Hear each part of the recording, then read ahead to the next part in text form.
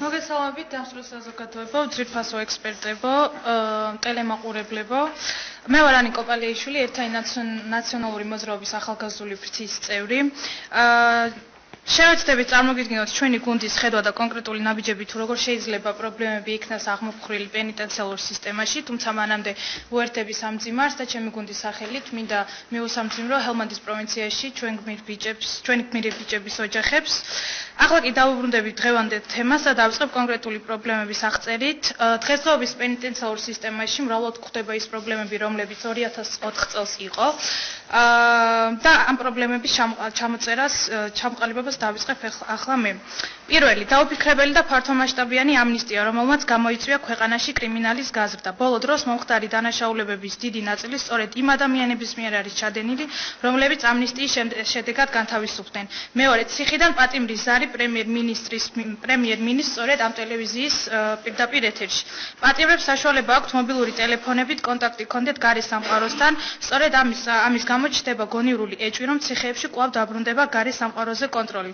ამიტომ არის საშიშროება ციხეებში კვლავ დაბრუნდეს ნარკოტიკები, აზარტული თამაშები, კორუფციული გარიგებები ბადრაგებსა და პატიმრებს შორის, ასევე ეგრეთ წოდებული ოფშიაკი და მაყურებლები.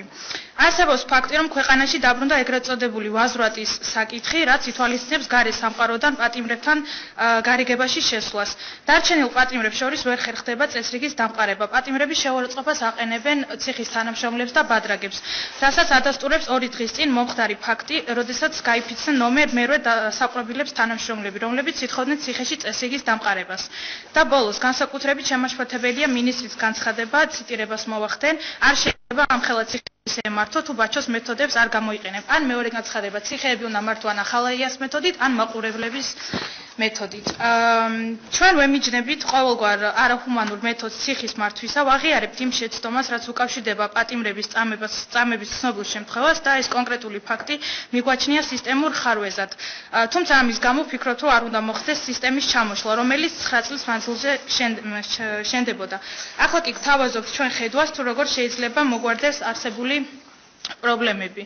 პირველი, უნდა მოხდეს გარკვეული დანაშაულებების დეკრიმინალიზაცია, მეორე, ციხეების მენეჯმენტის გაიოლება და ლიბერალიზაცია, მესამე, არასრულწლოვან პატიმრებთან განსხვავებული მიდგომა, მეოთხე, უნდა ამუშავდეს მექანიზმი და მოხდეს პატიმრების რესოციალიზაცია, მეხუთე, მოხდეს პრევენცია, რომ დანაშაული აღარ განმეორდეს, მეხუთე, უნდა დაიხვეწოს პრობაციის სამსახური და განვითარდეს საზოგადოებისთვის სასარგებლო შრომითი სასჯელის დაწესება და ბოლო, შეჩერებული ციხის ეგრეთ წოდებული ლაითური ციხის მშენებლობა აუცილებლად უნდა დასრულდეს.